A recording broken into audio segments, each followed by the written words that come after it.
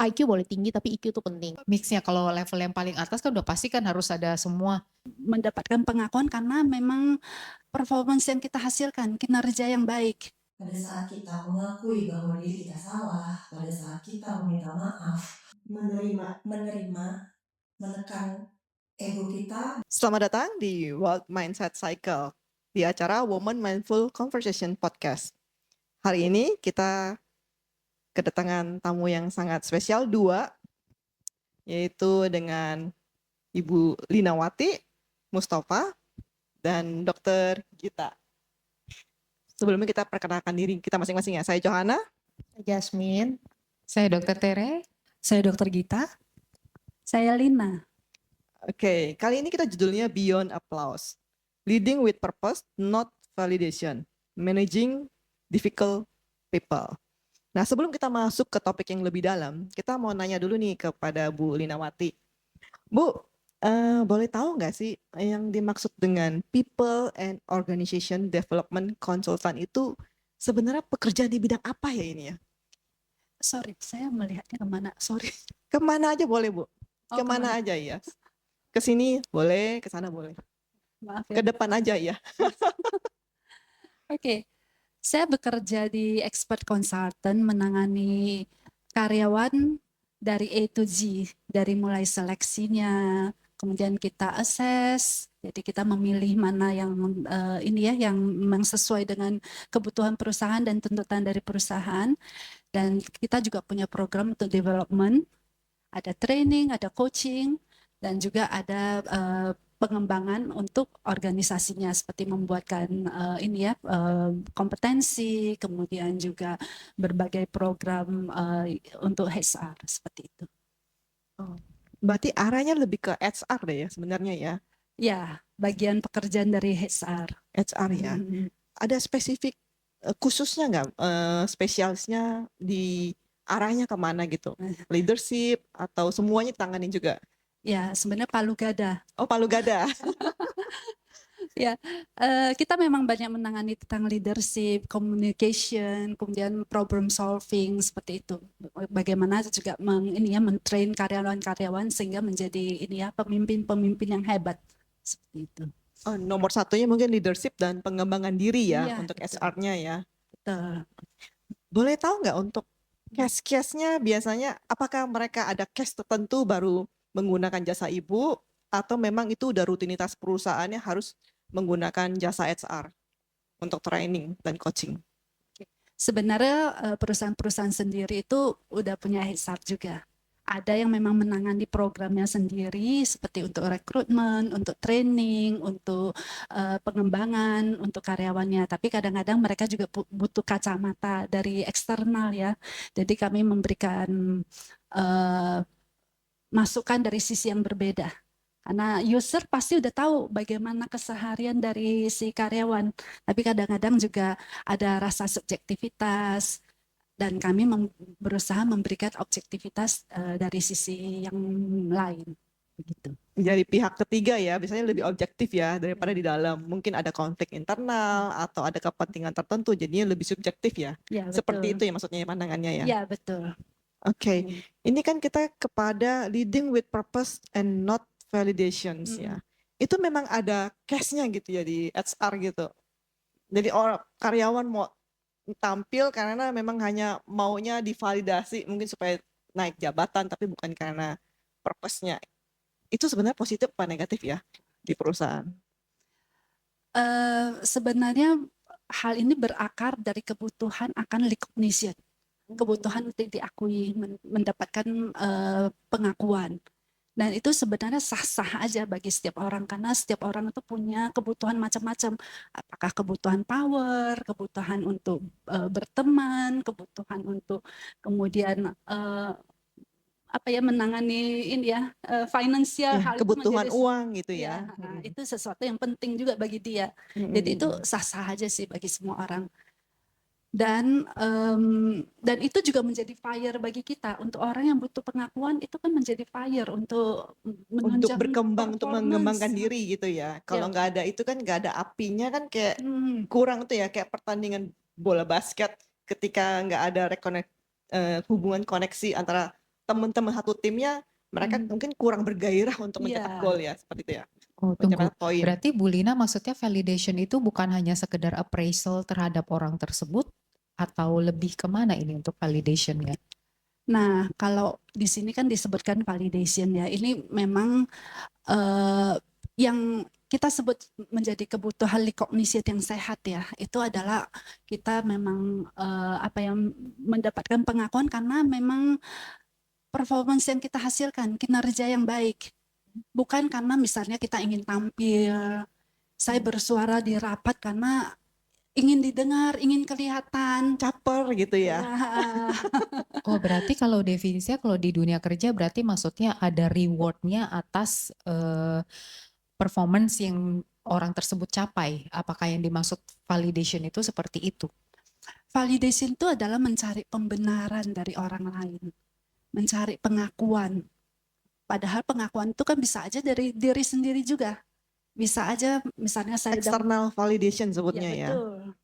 Dan kalau misalnya dari diri saya bisa jadi misalnya membuat report yang sangat bagus, melakukan analisis yang sangat bagus, dan saya memberikan reward pada diri saya. Oh, I have done something good. Gitu. Apakah itu Beda dengan termasuk- misalnya saya melakukan itu karena saya ingin tampil. Pokoknya hasil Egocentrik ya sebutnya ya. Validation yang sifatnya egocentrik itu yang salah ya. ya, Harusnya berdasarkan purpose. Apakah yang dimaksud seperti itu? ya, maksudnya adalah apakah misalnya kita menghasilkan sesuatu itu hanya demi untuk mencari pengakuan orang lain. Apakah misalnya, atau bahkan ada juga case, itu kerjaan anak buah, dia bawa, diambil kreditnya. Oh, jadi mengakui hasil kerja orang lain sebagai hasil dari kerja dia sendiri. Bisa jadi seperti Nah, itu itu. kayaknya masalah umum di perusahaan ya. Supaya bisa ngejar jabatan ya. Iya, betul. Hmm. Nah, dan Itu yang negatif, berarti validation yang negatif gitu ya, Bu ya. ya betul. Oke. Tapi sebenarnya kalau untuk mencari perhatian itu sebenarnya wajar nggak sih? Itu kan kayak bentuk kita kan sebagai makhluk sosial. Makhluk sosial itu kan kita saling tergantung satu dengan yang lain. Salah satu ketergantungan kita dengan yang lain itu kan seperti pujian, kasih sayang, dan 5 bahasa kasih gitu ya. Nah itu kalau itu berarti nggak apa-apa dong ya, selama masih dalam batas wajar. Ya, nggak apa-apa banget. Oke. Dan itu menjadi sesuatu yang memotivasi kita juga. Iya, untuk terus maju dan berpikir positif ya, Betul. pengembangan diri yang positif. Oke, kalau begitu dari dokter kita ada yang mau sharing nggak tentang organizations pengalamannya? Organization sendiri sih saya nggak terlalu aktif di organization ya, karena pengalaman saya itu lebih praktis to individual, seperti menangani Individual. pasien-pasien gitu. Pasien-pasien saya sendiri, karena saya mengerjakan estetika medis, itu ada 2 jenis pasien. Yang pertama adalah pasien yang melakukan perawatan itu karena dia mencintai diri dia sendiri, itu sebagai bentuk self care. Dia menjadi cantik, dia menjadi menarik karena dia mencintai diri dia sendiri. Tapi ada juga klien atau pasien yang dia melakukan perawatan karena tuntutan orang lain. Pasangan, pacar, rekan kerja, circle saya, lingkungan saya melakukan treatment A. Dia pun biar nggak ketinggalan zaman, biar dia bisa masuk ke dalam circle tersebut, dia pun melakukan treatment A. Yang terkadang itu pun belum tentu perlu untuk orang tersebut. Gitu. Jadi kalau dalam pengalaman saya sendiri, terkadang saya itu melihat 2 jenis klien. Pada saat klien tersebut meminta bantuan atau konsultasi, saya melihat pertama apakah dia memang tepat untuk treatment tersebut. Kedua, apakah memang itu adalah desire-nya dia. Karena ada orang-orang yang sebenarnya sudah flawless, sudah bagus, tapi dia terus-menerus mengejar kesempurnaan. Karena dia mengejar validasi dari orang lain. Dia mengejar orang lain untuk memuji dia. Dia ingin bahwa orang-orang itu wow terhadap dia. Seperti itu. Oh, bukan karena FOMO ya, Dok? Beda ya kalau FOMO. Iya. FOMO juga validation juga FOMO kan? juga ya. masuk ke validation. Karena kalau FOMO kan kayak dia kalau tidak melakukan itu feeling out gitu. Dia ngerasa kayak ketinggalan zaman. seperti itu. Jadi kalau saya menganalisis kedua jenis tersebut ya terkadang saya akan memberikan edukasi. Edukasi bahwa tidak semua hal cocok untuk satu orang. Ada hal yang cocok untuk orang ini, ada juga yang tidak. Begitu kurang lebih. Jadi apa namanya? Intinya sebenarnya validasi itu tidak salah ya. Ya. Kita sebagai manusia, kita butuh acknowledge. Kita sebagai manusia juga punya bahasa kasih. Salah satunya adalah word of affirmation.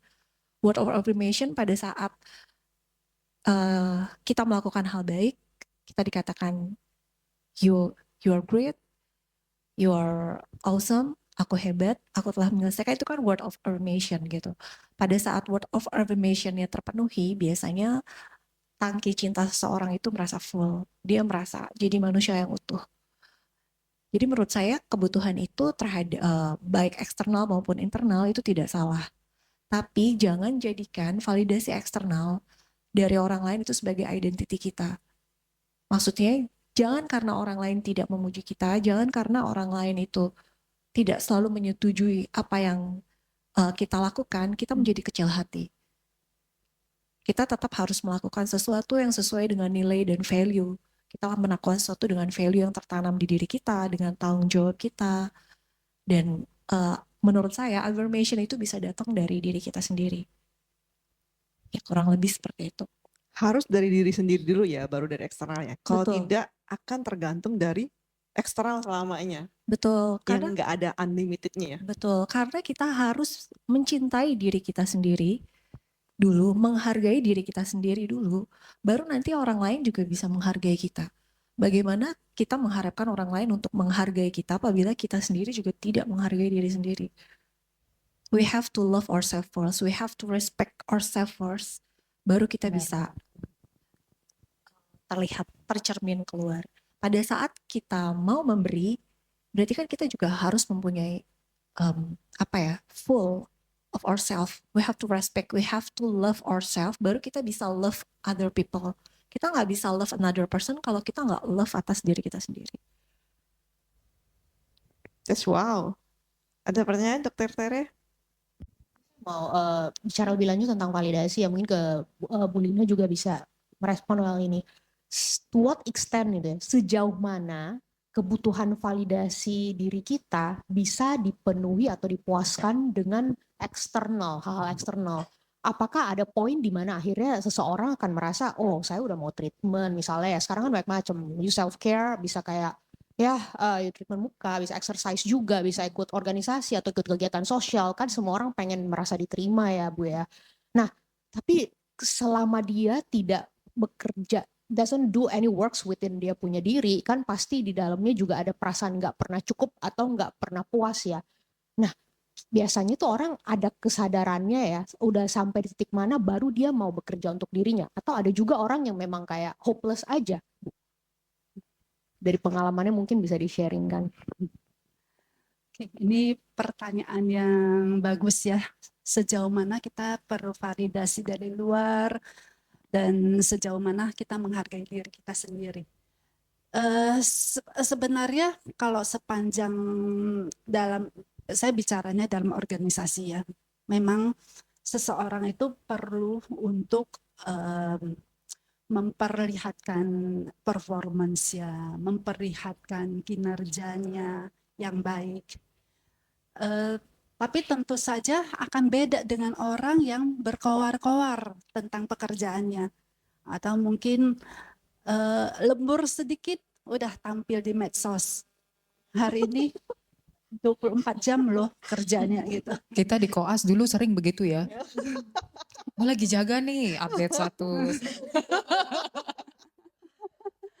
Apalagi zaman medsos sekarang ya sangat mudah untuk kemudian Menampilkan validasi ya, ya, secara terang-terangan. Langsung di detik itu juga. ya betul. Nah saat kita sudah terganggu misalnya ya, kita bolak-balik cek IG kita, mungkin TikTok kita untuk melihat likes-nya udah berapa sih, yang viewer udah berapa sih. Nah itu mungkin kita udah menjadi sangat terpengaruh oleh Ketergantungan. bergantung pada pihak luar. Itu yang perlu kita sadari juga. Dan yang memang paling penting adalah kita juga happy, proud dengan diri kita, dan sadar yang kita kerjakan memang untuk pekerjaan itu sendiri, untuk hasil yang lebih baik begitu. Tapi memang ada beberapa profesi juga kan memang bergantung sama external validation nggak ya Bu ya? Kayak selebgram mungkin ya kan begitu kan, belum influencer ya, apa Apalagi edukator kalau atau jumlah apa. like-nya itu mempengaruhi nilai dari price-nya. Ya, biasanya like dari price. Pernah ada studi nggak Bu Lina dengan orang-orang dengan profesi seperti ini sebenarnya tingkat depresinya tinggi nggak sih? Saya tidak tahu tentang ada tidak studi tentang hal itu. Tapi mungkin ada selebgram yang memang sangat sangat menilai keberhasilannya dari apakah saya disukai orang, atau apakah saya masih dipakai sebagai influencer atau mungkin sebagai pemain film gitu misalnya contohnya. Tapi ada juga ada hal-hal lain yang dia kejar juga. Popularitas itu bukan tujuan utamanya dia. Jadi itu yang mungkin lebih sehat ya. Sementara kita mungkin melihat beberapa bintang cilik yang pada waktu kecilnya dia begitu terkenal gitu ya, dan akhirnya terbentuk bahwa dia itu penting. Saat dia udah mulai besar ternyata tidak sepopuler dulu. Nah itu udah menjadi beban tersendiri. Dan akhirnya menjadi mungkin ketergantungan obat, ketergantungan alkohol seperti itu. Itu yang menjadi tidak sehat kalau situasinya udah demikian. Jadi yang awalnya diperhatikan, tiba-tiba jadi nggak diperhatikan dan nggak laku lagi. Karena kan itu kan pusat dari pendapatan dia. Ketika dewasa nggak mendapatkan pendapatan dan pengakuan dari pihak luar yang selalu dia dapat dari kecil, itu bisa jadi sumber depresi ya. Ya, bisa jadi. Tapi ada juga kasus yang memang kuat. Walaupun misalnya dia juga tidak seterkenal dulu, ya dia fine-fine aja. Nah, disitulah mungkin letak orang-orang yang kuat secara mental, keluarganya Mungkin mendukung, keluarganya, lingkungannya lingkungannya mensupport cukup gitu ya. baik Atau dia gitu. ada pekerjaan lain yang menggantikan. Ya, betul. Bahwa ini memang jalannya seperti itu ya. Ya, Ada bimbingan lah istilahnya ya. ada support system di belakang. Ya, balik lagi lingkungan ya dan komunitas. Ya. Bu Lina pernah ini ya menangani kasus di organisasi atau perusahaan that people is kategorinya difficult people dan minta pertolongan Bu Lina untuk gimana screening orang-orangnya supaya mereka layak untuk di perusahaan ini atau enggak? Di organisasi yang penting sebenarnya bisa bekerja sama. Jadi Ya. banyak sekali orang yang IPK-nya tinggi, IQ-nya tinggi, tapi tidak berhasil karena menganggap diri yang paling pintar, kemudian hasil pekerjaannya itu paling bagus. Kalau terima kritik udah langsung meradang, kan merasa udah dia yang dikejar, Diserang gitu ya istilahnya ya. begitu. Serang secara personal berasanya. Ya, jadi untuk hal-hal seperti itu memang wajar sih, karena kita kadang-kadang di dalam pendidikan juga tidak diajarkan tentang hal itu. Yang penting akademis dulu gitu ya. Iya. Dan bahwa ternyata penting juga untuk bersosialisasi, berorganisasi, dan kemudian bekerja sama dengan teman-teman yang menerima ide. Kadang-kadang kita di belakang nggak apa-apa, kadang-kadang kita di depan. Nah, itu yang sering terjadi di dalam organisasi. Ya, edukasinya biasa masuknya ke ranah manajemen sih. Sebutnya manajemen tim, tapi di mata kuliah lain tuh atau jurusan lain tuh nggak ada pelajaran tentang manajemen tim. Yang seperti manajemen konflik atau lainnya. Ya memang penting sih hal tersebut ya. Namanya perusahaan kan harus bisa saling koordinasi, bisa saling bekerja sama supaya tujuan tercapai. Kalau masing-masing secara individual, berarti takutnya goal perusahaan nggak tercapai ya. Ya, jadi IQ penting, IPK penting, tapi kerjasama EQ juga penting ya Bu ya. Kalau misalnya IQ-nya Iya. tadi sebut IQ ya, Iya. apa-apa sedikit-sedikit marah, sedikit-sedikit emosi, sedikit-sedikit kemudian mungkin mutung gitu ya. Nah itu Tunggu, mutung apa tuh Bu? Ya mutung apa ini? Mutung istilah baru ini, mau belajar nih kita nih. Biasanya baper, caper. baper gitu ya. Kepanasan ya bener ya. Mutungan itu ini jadi ini pasif agresif ya mungkin ya, jadi nggak mau dikasih kerjaan apa ya nggak dikerjain. Senggol bacok ya. Betul. Oh. Senggol bacot itu Overly sensitif gitu jadinya ya. Apa sih? Apa sih? Oh, sensian. Sensian ya. Jadi Sensian. hal itu memang penting sekali sih, EQ, kemudian sekarang juga ada SQ, spiritual quotient gitu ya. Ada juga adversity quotient, katanya ya kerja keras kalau yang terbiasa dimanja-manja di keluarganya, Nah, Gen Z tuh. tiba-tiba Kayaknya anakku harus perlu bekerja nih untuk keras. assessment ini. Hari ini kerja, saya pernah sih hari ini kerja jam berapa ya, pagi lah ya, terus jam 10 gitu. Mbak, saya nggak bisa melanjutkan karena sepertinya ini bukan pekerjaan untuk saya. Ya, tapi ya nggak apa-apa juga, berarti dia tahu juga ya apa yang dia inginkan dan apa yang dia tidak inginkan gitu. Sebenarnya di dunia kerja zaman sekarang yang penting banget sebenarnya. Ini salah satu nasihat sebenarnya. Kita trace back sedikit. Ini nasihat yang papa saya pernah sebutin ke saya belasan tahun lalu sih. Kayak kamu tuh perlu belajar untuk punya IQ. IQ boleh tinggi tapi IQ itu penting. Nah waktu itu respons pertama adalah, oh tersinggung dong. Maksudnya apa? IQ itu apa? Akhirnya kan spend time buat ada satu buku yang terkenal tentang emotional intelligence itu kan. Yes. Dan ternyata mungkin masuk ke usia sekarang baru berasa memang sangat penting. Apalagi dengan dunia AI yang makin canggih ya. Kita bicara IQ, tanya aja semuanya ke ChatGPT udah ada jawabannya.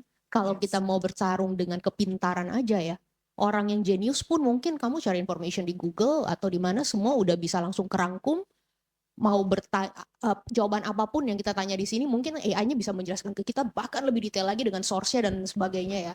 Tetapi yang berbeda adalah orang yang bisa mengeksekusi jawaban dan solusi tersebut dengan cara atau behavior yang bisa diterima orang lain, yang menyenangkan juga, yang membuat dia itu bisa gimana ya. Jadi kita di satu organisasi mungkin kita pintar, jawaban kita benar, keputusan kita mungkin tepat, tapi kalau tidak bisa disampaikan dengan baik, saya rasa orang juga nggak mau melakukan itu buat kita dan akhirnya kita kerja keras sendiri.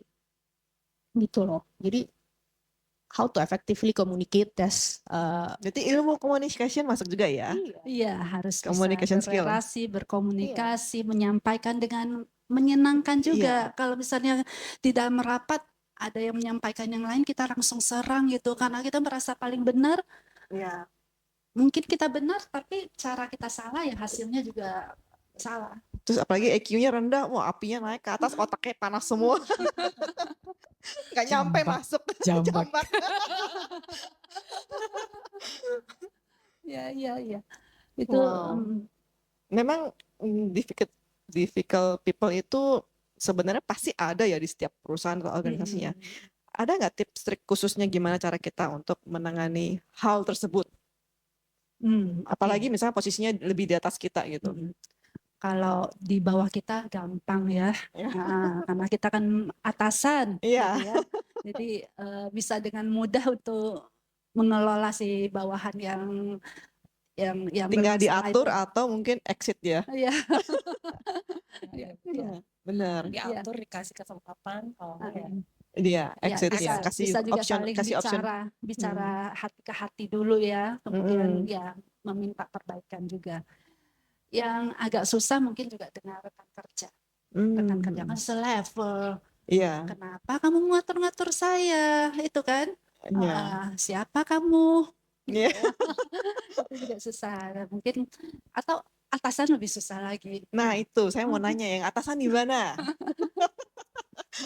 Ada pengalaman ya? Ada yang mau di-share? Kalau saya sih lebih ke rekan kerja ya dulu ya, waktu zaman-zaman masih COVID dulu tuh kan kita berjuang sendiri tuh, kita kan swab itu hal yang baru ya Dok dulu kan waktu awal-awal COVID ya.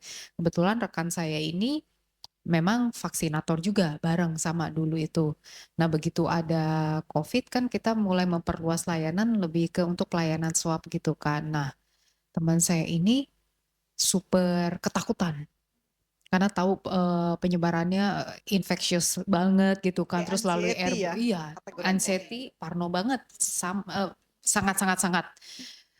Jadi bahkan bertemu dengan orang pun nggak berani dia. Padahal kan kita lengkapi dengan APD semuanya, masker yang KN95 dulu ya waktu itu kan. APD semua lengkap. Tapi tetap aja dia nggak mau, nggak berani. Sampai satu titik ternyata teman saya yang lain punya teknik. Udah nih kita bekalin, dikasih tahu, diangkat-angkat dulu orangnya. Kamu itu jago loh untuk ngerjain begini. Contohnya misal pasien ini bisa loh mau nyaman dengan dokter gitu kan. Tekniknya gampang kok dok, misalnya begini-begini, dokter kan jago nih untuk begini. Jadi kita mesti angkat-angkat dulu. Kasih Apakah booster itu dulu ya. Iya. angkat-angkat dan angkat-angkatnya itu butuh berbulan-bulan. Udah keburu, aduh ngerjain sendiri sama perawat juga capek ya kan ya. Kayaknya mungkin nggak tau kekhawatirannya itu luar biasa. A, B, C, D, E, pokoknya parnonya luar biasa begitu. Nah apakah, maksudnya kalau kayak begini kan berarti apakah memang nggak tahu ya, apa yang jadi masalah terhadap orang tersebut? Apakah memang tadi kan Bu Johana udah bilang anxiety-nya tinggi ya kan. Nah, ini berhubungan dengan EQ-nya dia apa tidak ya kalau seperti ini ya? EQ kah atau SQ-nya atau SQ ini ya? Spiritual.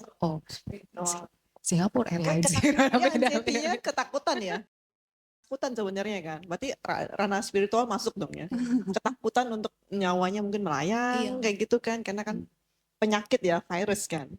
Arahnya ke sana. Tapi itu terjadi sekali sih di masa COVID itu, banyak orang yang juga ketakutan, termasuk kita yang di rumah gitu ya, teman-teman medis ini luar biasa sih. Iya, Kita tiba-tiba berjuang. telepon teman dari segini meninggal, bapaknya meninggal, ibunya meninggal, saudaranya meninggal, tinggal dia sendiri. Wah, Jadi kecemasan serem itu juga kan sebenarnya beritanya. ada, pasti ada di setiap orang. Cuma mungkin cara mengelolanya Ekspresinya beda. ya. Mungkin ada orang yang memang lebih ini ya, Tough. lebih tough, ada yang memang Lebih tenang gitu Saya kan. berarti tough. Single fighter. Iya. Dan bersyukur ya temannya mau maju Puji Tuhan juga. sih akhirnya maju. Meskipun kan awalnya kita ajarin dulu dengan pendampingan ini begini-begini. Jadi diajarin cara buka APD apa segalanya perlahan satu persatu. So far ya akhirnya berani dia. Sekarang yang tadinya masih ragu untuk jadi vaksinator dulu sebelum COVID. Nah sekarang udah jago dia. Udah terbang sendirilah gitulah istilah katanya. Udah.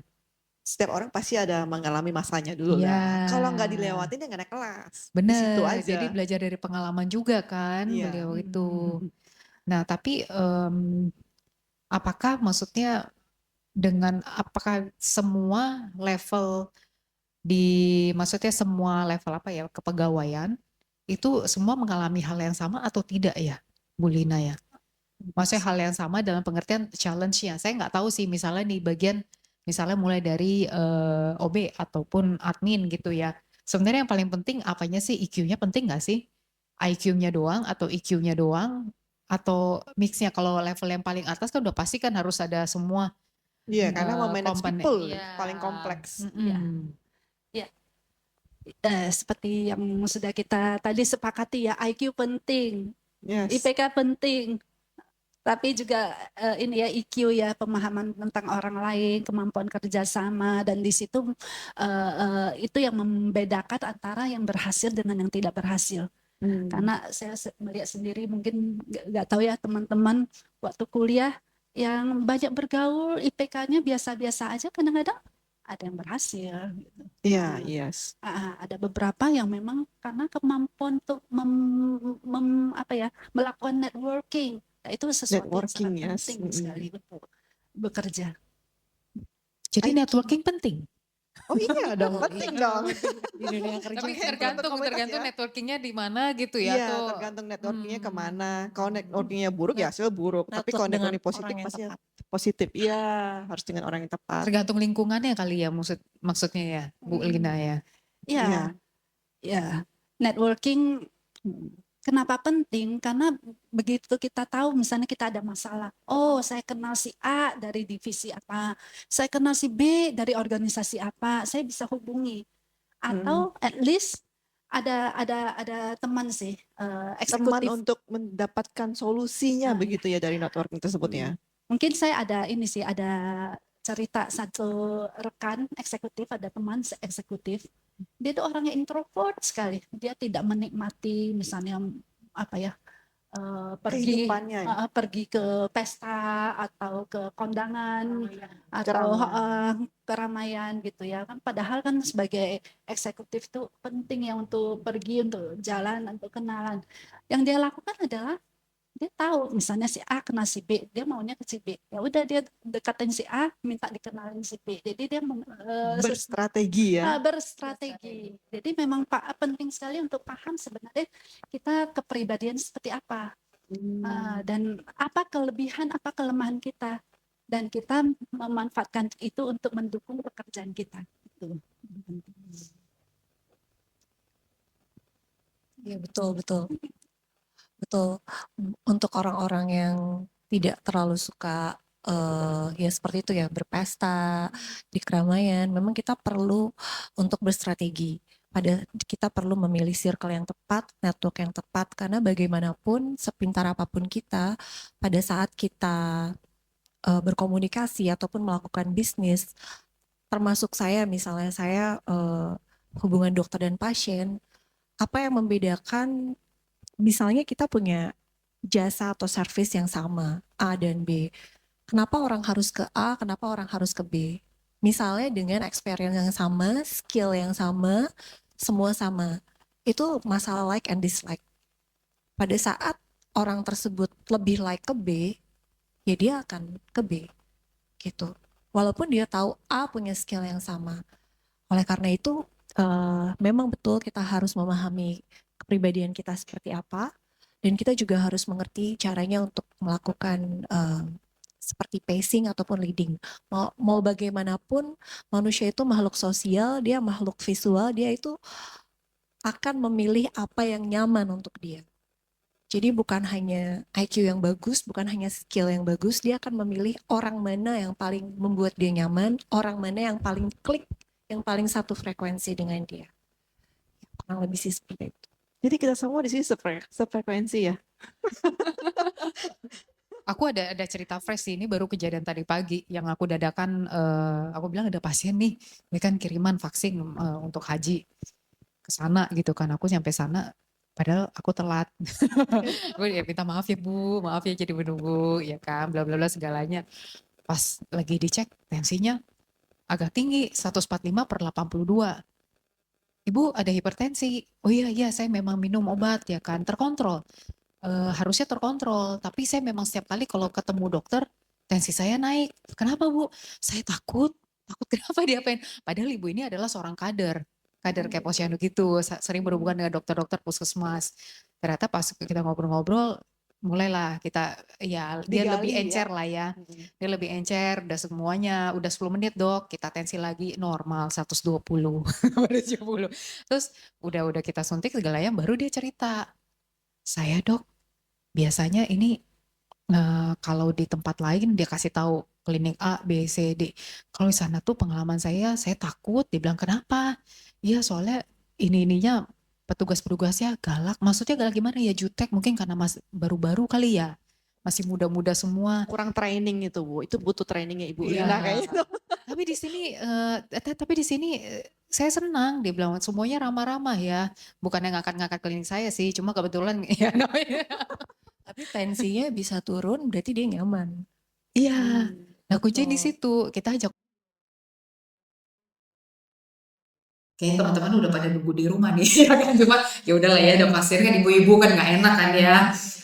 Ngobrol tentang dia seneng banget, dia cerita tentang keluarganya, terus kemudian iya saya belum ada cucu nih, saya pengen banget begini-gini. Ya udah mau kemana-mana tuh dia cerita. Kita ladenin aja ya gimana, sambil kita tunggu nih observasi kan, vaksin kan biasa kita harus observasi kan. Oh ternyata aman sejauh ini, gak ada masalah, gak ada side effect apa segalanya. Oke, ibu sudah selesai akhirnya beres ya kan. Akhirnya pasiennya pulang dengan senang. Nanti saya bilang, ya dok, ini saya bilang ke teman-teman saya ternyata ada di sini dekat rumah saya. Saya cari tempat vaksin susah banget ya kan buat haji.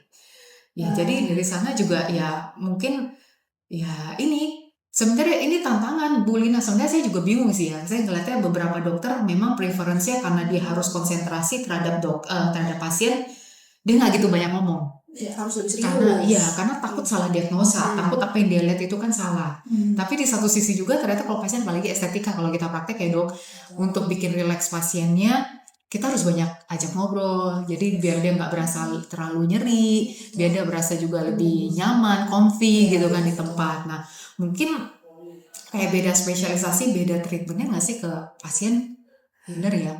tergantung jenis pasiennya juga mungkin. Tiap orang. Kadang pada saat kita bertemu sama pasien, ada beberapa tipe pasien. Ada beberapa tipe pasien yang dia akan melakukan treatment itu kalau dia merasa nyaman dengan siapa yang melakukan treatmentnya, dengan dokternya. Tapi ada beberapa pasien yang dia lebih ke science base.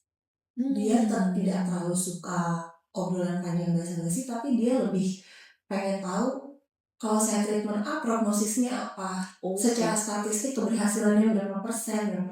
Bahkan ada yang nanya jurnal loh dok. Betul, ada yang nama jurnal. Jadi kita harus sesuaikan dengan klien kita. Kalau misalnya klien kita tipikal orang yang very logic, mungkin otak kirinya jauh lebih aktif. Kalau kita ajak terlalu banyak beramah-tamah, dia akan bilang, oh kok si dokter ini buang-buang waktu saya. Gitu. Bertele-tele ya kadang-kadang. Jadinya jiper kan dia kan. Jadinya dia kesel karena waktunya terbuang gitu. Tapi untuk pasien-pasien tertentu yang memang kita bisa lihat dia datang mungkin ragu, cemas, apalagi tadi dokternya bilang tensinya masih tinggi segala macam, atau dia bercerita dia sudah ke beberapa klinik tapi dia mungkin nggak cocok. Mungkin sebenarnya bukan skill yang dia cari, tapi mungkin di mana sih saya bisa melakukan vaksin dengan nyaman. Jadi setiap saya vaksin itu sebenarnya dia nggak ada deg-degan gitu. Jadi kayaknya kita memang harus lihat dulu tipikal pasien yang kita temui, kita observe dulu. Kira-kira pasien ini tipikal seperti apa gitu. Wah, dokter Gita ini udah psikolog. sangat psikologi. Memang sebenarnya dengan membaca, dengan dia bertanya kita bisa mengira-ngira sebenarnya kebutuhannya apa. Karena kalau saya sendiri orang yang sangat data, kebutuhan utama saya itu klien. Jadi saya suka sekali dengan data.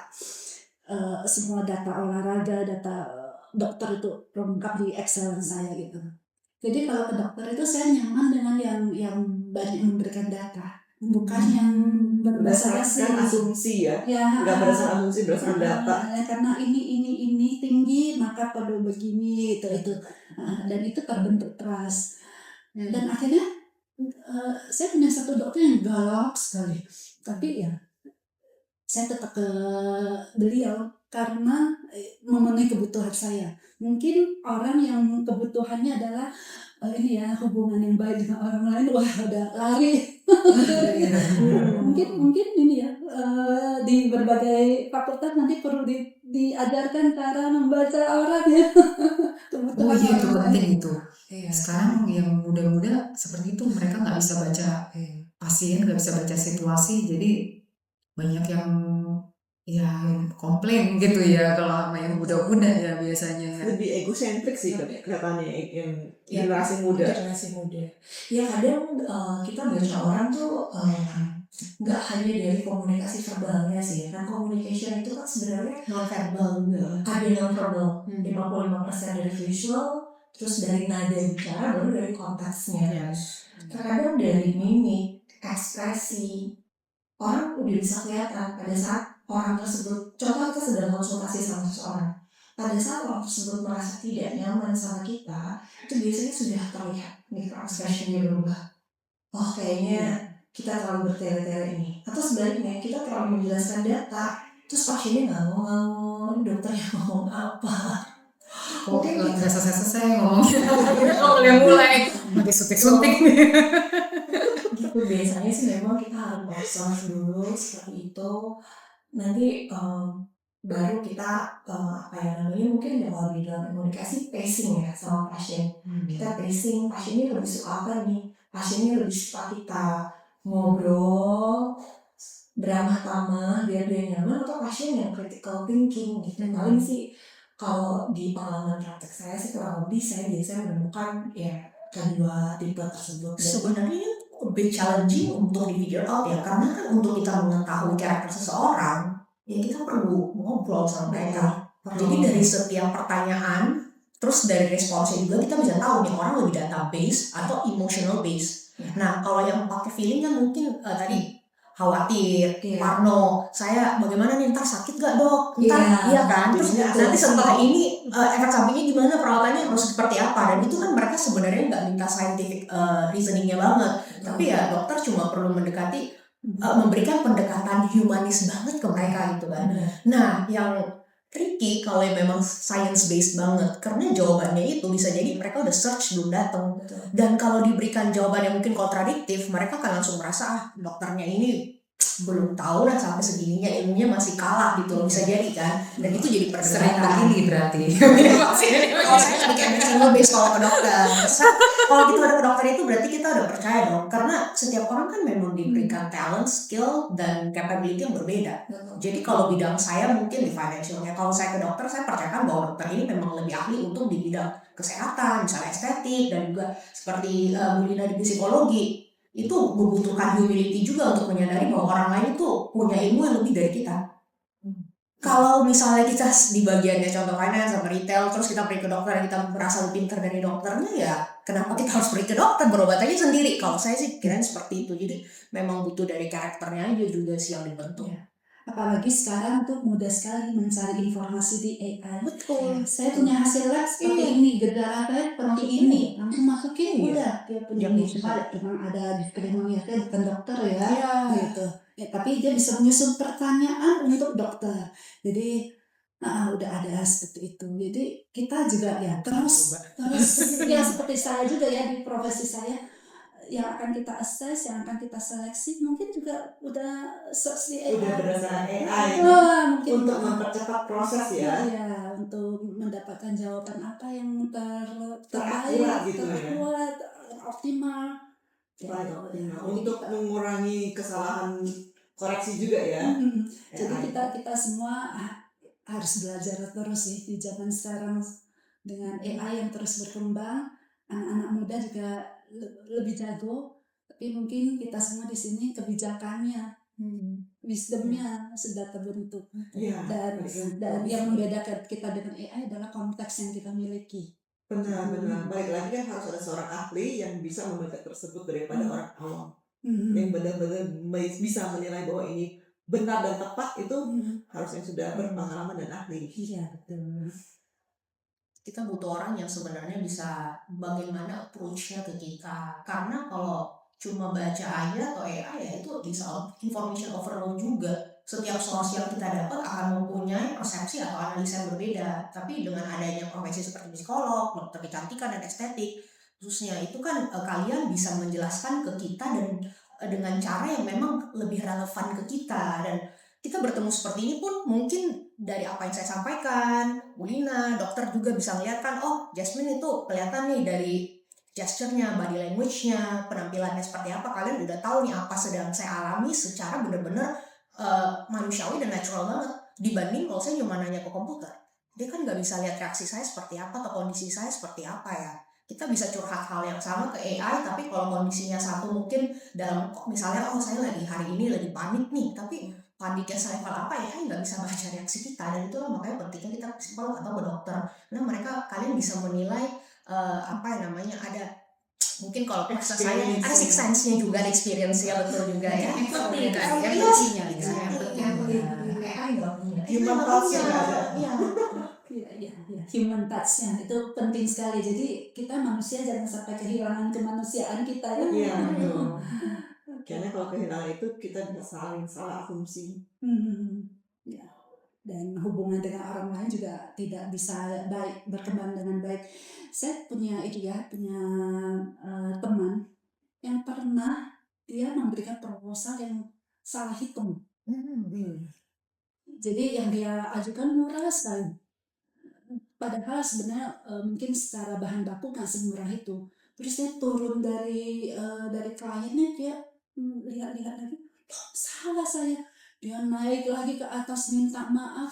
Si kliennya terima loh dan minta proposal baru dan dia dipilih. Kenapa? Karena dia orangnya tuh baik banget, sangat humble, mendengarkan orang lain, empati, kemudian juga ini mau Memahami bahwa manusia bisa melakukan kesalahan gitu ya.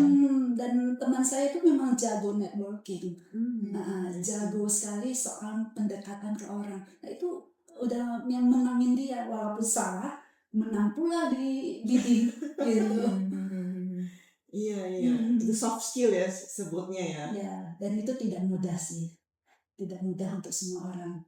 Tapi dengan mau belajar harusnya bisa, karena saya sendiri bukan orang yang people banget. Tapi mau nggak mau saya harus belajar untuk mendekati orang, berbicara, untuk memahami orang lain. Seperti itu.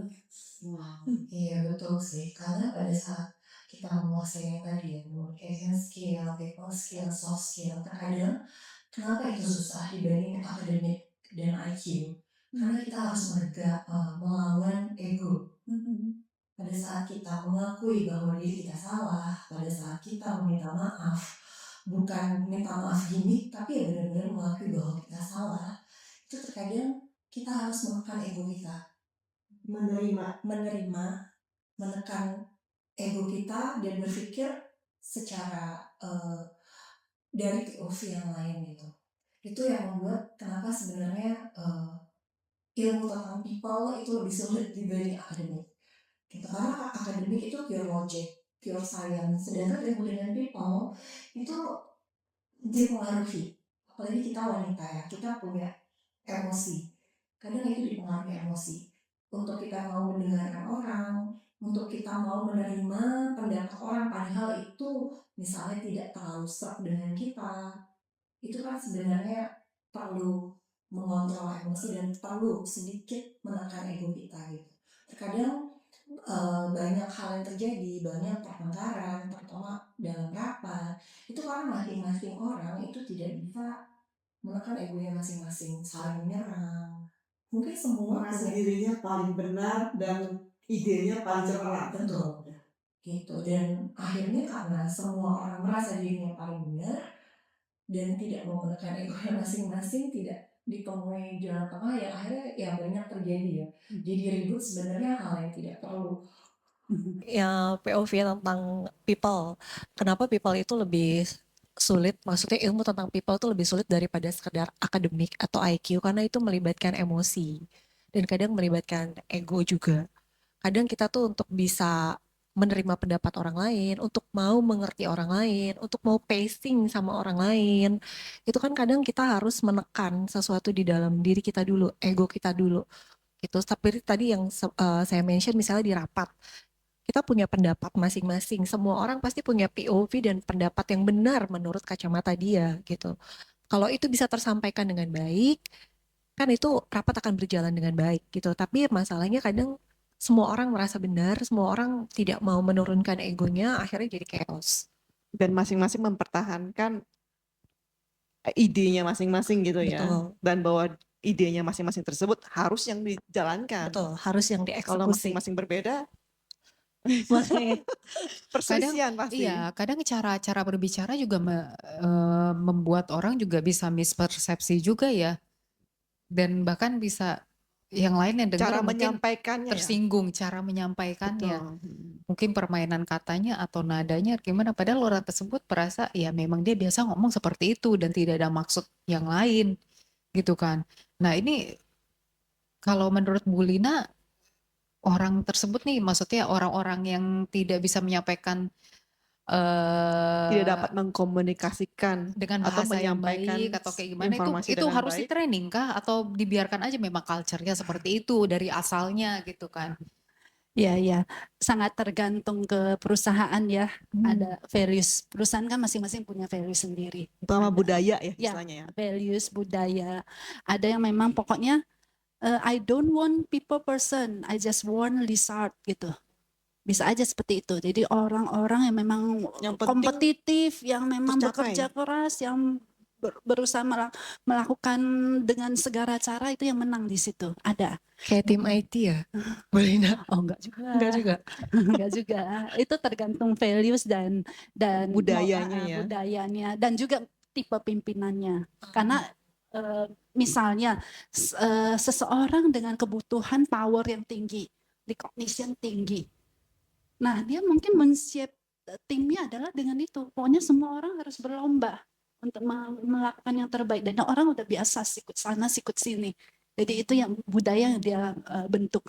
Tapi mungkin orang-orang yang tadi yang kebutuhannya lebih ke hubungan baik dengan orang lain, mau membantu orang lain, itu cara memimpinnya akan beda. Pendekatan lebih humanis, mau lebih mendengarkan orang lain seperti itu. Jadi tergantung sekali tipe atasan, budaya perusahaan. Tapi saya yakin sih semua perusahaan pasti menginginkan budaya kerjasama, menginginkan yang terbaik. Dan disinilah masing-masing orang itu juga harus kemudian berpikir yang lebih besar, bukan divisi saya aja, tapi divisi organisasi. Tujuan perusahaan ya. Jadi apa yang kalau saya berkorban sedikit, asalkan Tujuan perusahaan bisa tercapai. tercapai, ya nggak apa-apa. Harus ada orang yang bisa berpikir seperti itu. Dan kalau semua orang gontok-gontokan, ya akhirnya memang atasan harus mengambil peran di situ. Kebijakan ya. Kalau Mengambil bisa kebijakan. sih kita masing-masing dewasa lah ya di situ. Yes. Nah, kalau dari pengalamannya Bu Lina, budaya dalam perusahaan itu yang mana sih gayanya, yang lebih humanis kah atau yang lebih, yang tadi kan ada tuh yang sikut-sikutan semua. Nah, semuanya ini dibandingkan, jika dibandingkan ya, omset yang terbesar yang di-achieve yang mana? Yang bisa sampai goal targetnya tercapai itu yang mana tipenya? Sebenarnya banyak sekali pimpinan bisnis, kemudian situasi market. Kadang-kadang itu yang menentukan juga sih, nggak cuma pimpinan. Jadi tidak berarti misalnya pimpinannya toksik gitu ya, kemudian perusahaannya gagal. Ada sih, saya pernah melihat ada satu CEO yang bisa semua ya kata-kata yang tidak enak lah ya dikeluarkan, tapi bagus perusahaannya karena semua orang bekerja keras, tapi semua orang tidak happy. Semua jadi tunduk sama leadernya, tapi semua nggak happy Nggak dengan happy, leadernya. nggak bahagia. Mungkin kalau Senin mau kerja itu, waduh berat sekali gitu. Jangka pendek berhasil, tapi jangka panjang Turnover karyawannya tinggi ya pasti. turnovernya tinggi sekali. Orang kalau ada kesempatan ya akan pergi. Iya, setiap ada kesempatan pasti akan keluar ya. Ya, jadi memang ini sih ya perlu inilah bijak-bijak juga lah ya para Kebijakan lagi ya. pimpinan untuk melihat sebenarnya situasinya seperti apa, karena kita kan juga manusia ya, tidak bisa selalu misalnya terus dipecut gitu ya. Tapi kadang-kadang mungkin harus ya mereda sedikit, tarik ulur seperti itu, sehingga juga bisa membentuk organisasi yang sehat. Tapi memang ada sih ya organisasi dengan pemimpin yang agak sakit jiwa ibaratnya gitu ya. Karena saya pernah diceritakan oleh teman saya, jadi perusahaannya perusahaan perkapalan ya. Memang dia sempat cerita dia di bagian finance, teman-teman juga di bagian finance. Dia menceritakan bahwa leadernya ini termasuk NPD, dikatakan seperti itu. Jadi setiap ada masalah, dia pasti akan ngelempar barang yang ada di meja dia. Mau barang apapun akan dilempar, termasuk melempar botol sampai ke muka bagian finance atau bagian accountingnya. Itu yang saya dengar ceritanya. Sehingga di perusahaan tersebut turnover karyawannya tinggi banget.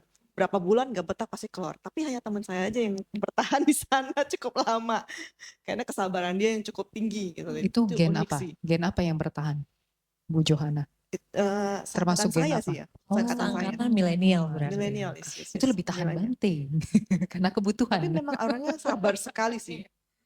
Sabar sekali sih. Karakternya juga, cara ngomongnya mirip-mirip Bu Lina sih, cara dia ngomongnya sih lebih halus lagi sih karakternya. Tapi luar biasa sampai dia lempar botol ke tembok, berkali-kali marah, pasti marah tuh pemimpinnya itu. Yang saya nggak ngerti sih, mungkin tekanan dari perusahaannya itu memang tinggi sih sepertinya, berat.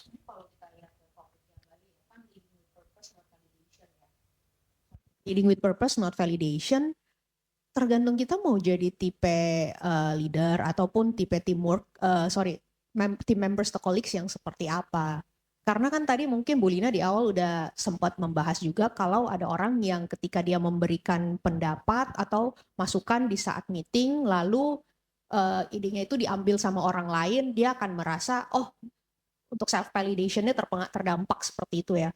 Nah biasanya ya orang yang mungkin punya berkat lah dalam negosiasi, dia udah intensinya dia dulu nih, oh ini saya mau perusahaannya maju, saya mau pendapat saya yang saya rasa ini reasonable dan bisa work untuk kedepannya didengar.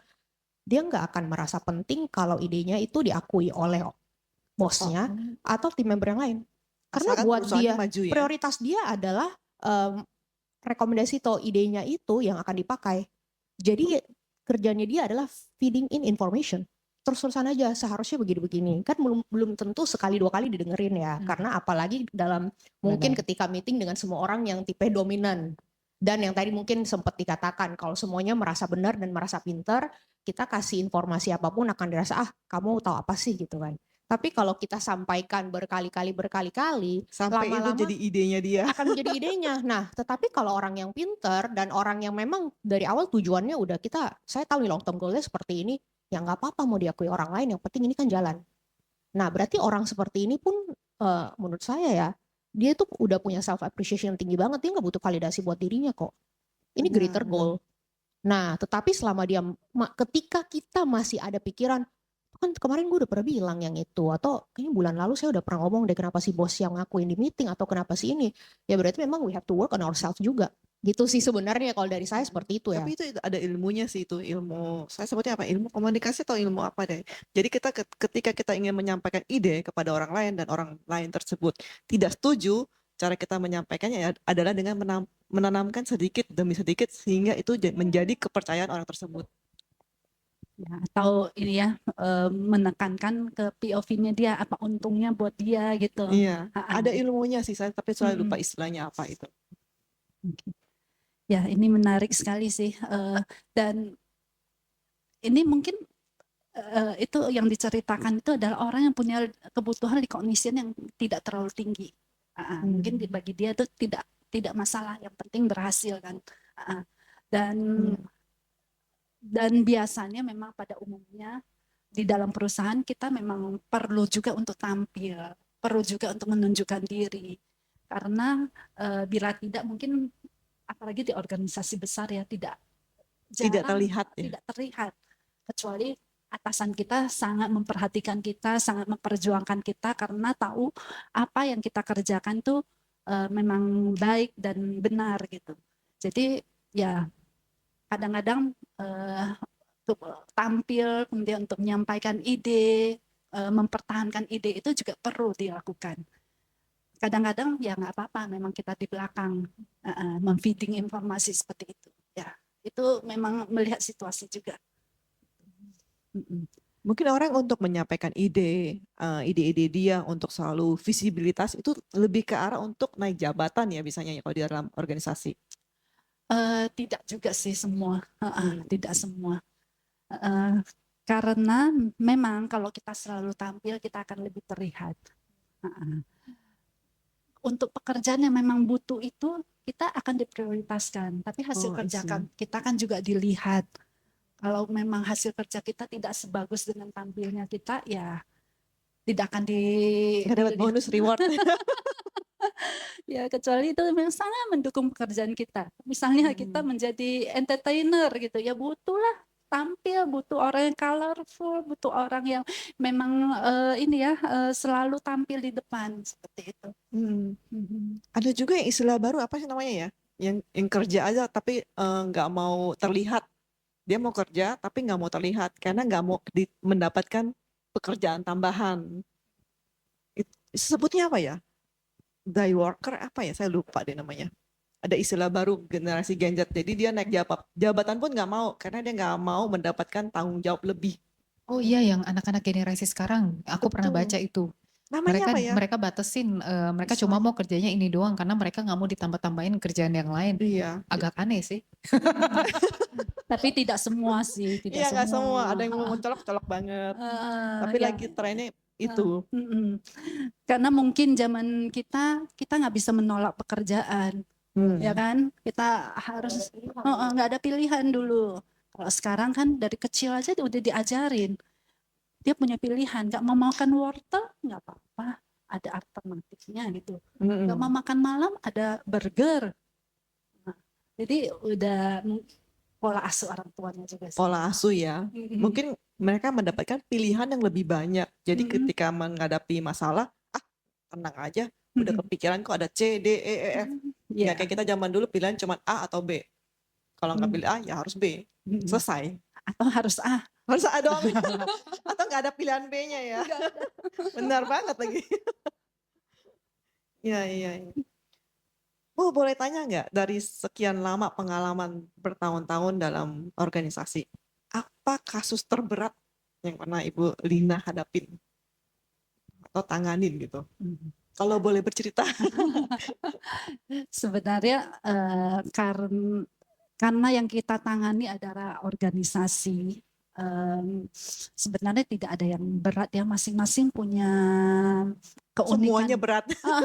Masing-masing punya Tapi beratnya kadang keunikannya. beda-beda. Masing-masing punya keunikannya.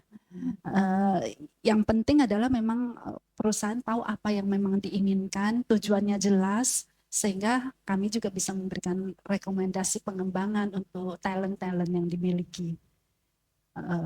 Pada umumnya yang pernah saya kerjakan adalah para talent ini ternyata kepemimpinannya tidak terlalu menonjol. Ternyata mereka menjadi talent karena mereka memang rajin kerja. Kalau diberikan pekerjaan itu selalu selesai gitu ya, dan melakukan yang terbaik. Itu yang dilihat. Jadi memang dari perusahaan akhirnya memang perlu kemudian mengembangkan kepemimpinannya. Gimana caranya orang-orang yang memang senangnya di belakang layar kemudian mendapatkan exposure juga untuk belajar kepemimpinan. Karena kepemimpinan itu sendiri memang ada pribadi-pribadi yang bisa dengan dengan mudah mengambil peran kepemimpinan karena dia dominan orangnya, karena dia juga senang tampil di depan, dia senang punya power. Tapi ada orang yang butuh didorong. Butuh dorongan untuk bergerak ya. Didorong untuk bergerak, dikasih panggung, dikasih toolsnya untuk menjadi leader. Nah, itu yang kemudian dilakukan oleh perusahaan itu. Gitu. Balik lagi kan, this is about managing difficult people ya. Bagaimana kita bisa mengelola orang-orang ini ketika ada masalah? Apakah misalkan budayanya kasar, ya udah memang, dan itu berhasil tetap dibiarkan saja, atau dari perusahaannya, oh ini harus ada perbaikan nih, kalau enggak, kalau untuk long term ternyata nih bisa nggak berhasil. Sebenarnya cara yang paling mudah adalah 360 degree assessment. Jadi si orang itu mendapatkan penilaian dari, dia menilai diri sendiri, rekan-rekannya menilai, bawahan juga menilai, atasan juga menilai, tapi anonim. Anonim menilai. Mungkin ada angka-angka yang harus dituliskan, tapi yang paling menarik adalah kualitatifnya. Di sana biasanya orang karena anonim berani. Misalnya kalau menghadapi orang suka bikin nangis gitu misalnya gitu ya, mencecer gitu misalnya. Udah baik sih Bapak atau Ibu gitu ya, bisa mengarahkan, tapi mungkin bisa lebih halus, lebih mau mendengarkan sisi pandang kita.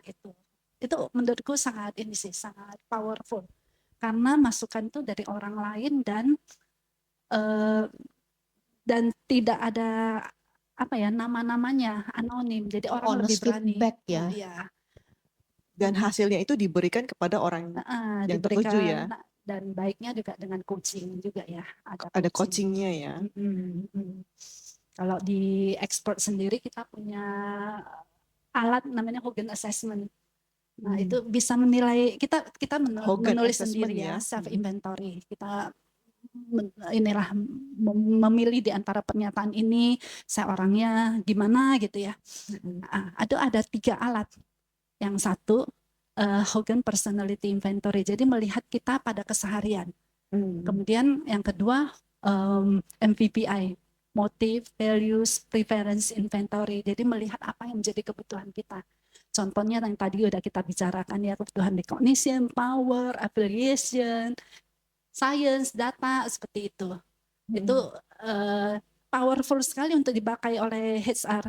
Jadi misalnya di kita sendiri ya, pada umumnya orang-orang punya hedonisme yang tinggi, itu salah satu kebutuhan juga. Jadi misalnya program HR-nya akan banyak senang-senangnya lah, kita banyak acara yang Lebih ke lucu-lucuan. bonding gitu ya, bonding ya, kedekatan ya. Jadi membuat orang juga happy. Gitu. Nah, yang ketiga ini alat yang lebih seru nih, bisa melihat tanduk-tanduk kita. Gitu. Apa yang keluar saat kita stres atau sangat nyaman. Pernah kan ada orang bilang ya, kalau mama dengan teman-teman baik-baik aja, ngomongnya halus, kalau sama kita teriak-teriak gitu. Naga. Api keluar semua. Nah, itu saat topeng kita dalam keadaan stres atau sangat santai itu kita lepas. Dan keluarlah aslinya kita. Misalnya kita orang yang sangat excitable, meledak-ledak, volatile gitu ya. Atau kita orang yang skeptical, punya daftar dosa A sampai Z dari semua orang punya. Nah, itu orang skeptical misalnya. Atau apapun yang dilakukan orang lain, kayaknya ada maksudnya deh. Negative thoughts ya. Nah, salah satu aspeknya tadi colorful. Colorful. Colorful orang yang senang tampil, heboh gitu ya.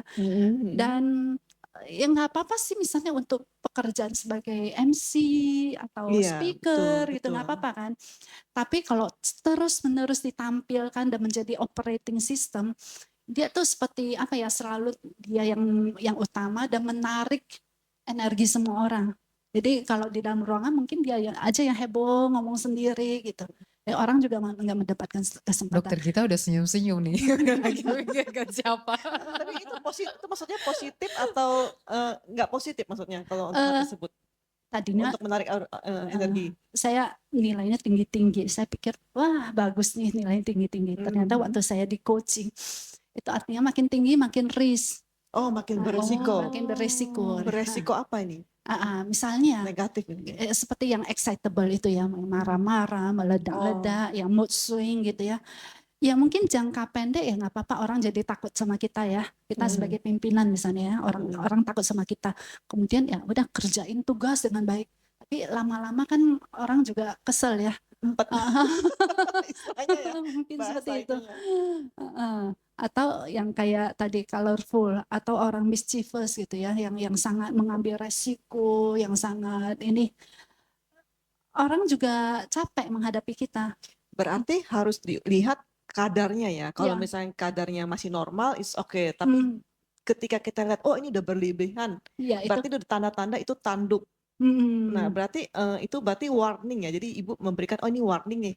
Artinya dia tidak layak untuk jadi leader atau gimana? Enggak sih, kalau lebih kemana? Bahan ini kita biasanya lebih untuk coaching ya. Jadi menumbuhkan self development dari setiap orang. Kesadaran diri, kesadaran diri. Jadi saya tahu misalnya saya orangnya memang sangat dalam keseharian sebenarnya saya bukan orang yang berani yang akan berani tampil gitu. Tapi saya punya kebutuhan power, saya punya kebutuhan recognition. Saya orangnya juga colorful, sangat sebenarnya sangat animated gitu ya. Apa yang harus saya lakukan? Karena saya juga misalnya ingin menjadi pemimpin. Apa yang saya lakukan supaya bisa mendorong diri menjadi pemimpin yang oke. Nah, sebagai pemimpin mungkin misalnya kurangnya di people atau kurangnya di hal-hal yang terkait dengan problem solving, gaya problem solvingnya. Nah, itu yang kita bicarakan sih di dalam coaching seperti itu. Berarti coachingnya private ya, one to one langsung dengan orang tersebut ya, dengan tiga layer dari sebutnya apa itu Bu? 3 tes. Tes ya sebutnya tes ya, langsung 3 tes di satu hari yang sama Atau butuh Sebenarnya berapa? tesnya ini karena di website itu bisa kapan aja, Kapan saja ya? kapan saja boleh Oh. berhenti, tesnya tetap nanti lanjut lagi boleh. Oh, cukup panjang berarti Cukup pertanyaannya ya. panjang. Cuma Berarti ya lebih dari baik 200 pertanyaan Iya. jangan-jangan. baiknya sekaligus supaya jangan terlalu overthinking Benar. dan lebih menggambarkan diri kita kan maunya self awareness gitu. Iya, untuk dapat mencapai self awareness tersebut ya. Berarti ini Hmm. powerful dong 3 hal tersebut ya tesnya. Iya. Oke, menarik, menarik, menarik. Berarti ini biasa pemeriksaan ini hanya khusus untuk korporat atau bisa individual? Korporat, individual boleh.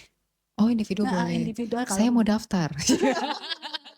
Tolong linknya di bawah sini ya. Di bawah sini. nanti ini lucu sih ada lagi yang ini yang misalnya dengan anaknya, ada yang pernah untuk anaknya supaya dia mengenal dirinya gitu, tapi biasanya untuk orang dewasa sih, jadi minimal udah kuliah. Oh, harus kuliah. Berarti teenager belum Atau boleh. teenager Belum Karena akurat ya, belum masih akurat. masih ababil, masih karena berubah-berubah. karena memang kita itu waktu remaja itu kan masih ini ya, masih Masih banyak berkembang lah. pencarian jati diri sebutnya ya. Dan kepribadian kita baru mulai stable di usia 20 mid 20-an. Kadang-kadang belum tentu juga ya. Ada yang baru 30, 40 baru tercapai ya. Gitu. Karena ya kita kan udah lebih stable ya Iya, iya, kehidupannya. betul. Jadi udah lebih jelas juga apa yang kita inginkan seperti itu. Berarti balik lagi kita harus kalau untuk pekerjaan, kehidupan sehari-hari, kita harus menanamkan purpose dong daripada validation. Atau Ya. tetap kita butuh kedua-duanya? Tapi intinya adalah pengenalan diri dulu. Mengenal diri sendiri Mengenal dulu diri ya. sendiri, sehingga kita juga, karena validation itu juga apa ya, menjadi hal yang bisa memicu kita juga. Semangat ya, memicu semangat. Memicu semangat kita. Tapi tidak menjadikan validation itu sebagai yang utama. Hal yang utama ya. Jadi Misalnya kita akhirnya kerja hanya demi validation, dipuji, yes. kerja hanya kalau tampil di depan. Ada. Kalau nggak tampil, yang nggak ada tampil-tampil, males-malesan gitu. Itu udah nggak sehat sih. Beda sikap gitu ya jadinya ya. Karena nggak ada hasil yang diterima secara instan, yaitu validation ya. Ya betul. Berarti penting nomor 1 purpose dong. Dilengkapi dengan validation untuk memicu semangat. Supaya dapat managing difficult people. Managing self dulu, self yang difficult. Udah itu memang akhirnya pemimpin tuh memang harus bisa manage orang lain. Tapi lebih penting lagi dia harus tahu juga. Misalnya saya recognition-nya misalnya ada teman yang recognition-nya rendah. Itu saya puji-puji dia karena recognition saya tinggi. Saya puji-puji dia di WA, di depan gitu ya. Dia sampai bilang, Mbak, saya malu kalau dipuji. Karena apa? Karena itu kan kerja tim, bukan kerja saya aja. Ternyata dia recognition-nya rendah. Jadi tidak dipuji setengah mati pun nggak ada gunanya. Gitu. Makanya ini alat ini powerful sih untuk kita untuk bisa membaca pimpinan. Karakter ya. Berarti Hogan tes ini bisa dari 3 tes ini bisa membaca karakter supaya bisa aware kepada dirinya sendiri dan anggota timnya ya. Oh, berarti powerful nih Hogan. Tertarik? Tertarik. Rame yuk. Bu Rinawati. Bu Lina, aku ada pertanyaan, penasaran banget sih sebenarnya ya. Waktu itu kan pernah juga lagi the journey buat kayak self reflection gitu kan. Terus aku baca apa yang kita nggak suka dari orang lain, misalnya kita merasa orang lain itu sulit dihadapi, bisa jadi tuh refleksi dari kekurangan kita yang sebenarnya mirror di dirinya mereka. Nah, itu aku mau minta mungkin klarifikasi dari Ibu. Karena setelah berapa tahun juga akhirnya memang udah begituan lebih bijaksana, lebih punya discernment juga. Memang ketika kita juga berubah dari internal gitu ya, orang yang sebelumnya kelihatan sulit tuh jadi tidak sulit lagi. Maksudnya bisa kita hadapi. Tetapi benar nggak statementnya seperti itu? Ya, ada benarnya. Kadang-kadang itu namanya defense mechanism juga. Jadi kita menganggap orang lain punya punya tingkah laku tertentu yang sebenarnya kita gitu loh. Denial ya. Ya bisa jadi sih, tapi bisa jadi enggak juga. Tapi bahwa dengan semakin bertambahnya usia, semakin bertambahnya pengalaman, kita menjadi lebih bijak, lebih matang, itu benar sih. Dan kita mungkin juga udah belajar sih. Misalnya saya teriakin orang ini nggak ada gunanya. Harus saya puji sedikit, harus saya rangkul-rangkul, karena dia kebutuhannya itu. Dia kebutuhannya mungkin bukan untuk recognition, bukan untuk power, tapi dia butuh misalnya ada temennya, ada orang yang ngewongke gitu loh, yang mengayomi dia, itu yang kemudian perlu kita paham. Mungkin dengan bertambah usia kita menjadi semakin paham dan kita tidak selalu aku lagi. Iya, benar. Kita udah lebih memikirkan orang lain. Kayak cako ya. Kayak cakwe. Cakwe ya. Cakwe ya. Gimana nih? Bu Lina bingung ngomongin cakwe yang Ngomongin mana. cakwe, ada salah satu sahabat aku jadi nempel, makanya dibilang cakwe kan selalu dua. Nempel ya. Ya, that is powerful sih. Oke, kita mungkin udah sampai di penghujung podcast kita. Mungkin ada closing statement nggak dari Bu Lina atau dokter kita atau yang lainnya? Closing statement ya mungkin kalau dari saya sih seperti yang tadi sudah saya singgung ya, sebelum kita mau memahami orang lain, kita harus memahami diri kita dulu. Kita harus benar-benar kenal dengan diri kita harus punya self awareness yang tinggi, dan kita juga sebelum berusaha untuk berbagi ataupun mencintai orang lain, kita juga harus menerima dan mencintai diri kita sendiri. Pada saat dari internal kita sudah cukup kuat, kita tuh akan bisa lebih mudah untuk bisa memahami orang lain, untuk bisa berinteraksi dengan orang lain, dan pada saat kita mengurangi ego kita sudah tidak egosentris, kita bisa melihat sesuatu dari kacamata orang lain juga. Kurang lebih seperti itu. Dari Bu Lina? Baik, kalau saya mungkin akan melemparkan satu pertanyaan. Siapa kita kalau nggak ada penonton? Nah, apakah kita masih tetap menganggap diri kita, menilai diri kita itu baik, worth it, kemudian juga bisa terus melangkah maju. Nah, itu yang perlu kita miliki. Kita bisa self love dengan diri kita bisa menerima diri kita dengan segala kelebihan dan kekurangan kita, dan kemudian juga bisa menghadapi orang lain juga dengan kelebihan dan kekurangan mereka, sehingga kita juga bisa membentuk hubungan yang baik, kinerja yang baik, dan juga kepemimpinan yang baik. Wow, luar biasa. Oke, terima kasih semuanya. Kita sudah sampai di akhir World Mindset dengan judul Beyond Applause. Saya Johanna. Saya Dr. Tere. Saya Jasmine. Terima kasih. Lina. Dokter Gita. Sampai jumpa di next podcast. Bye.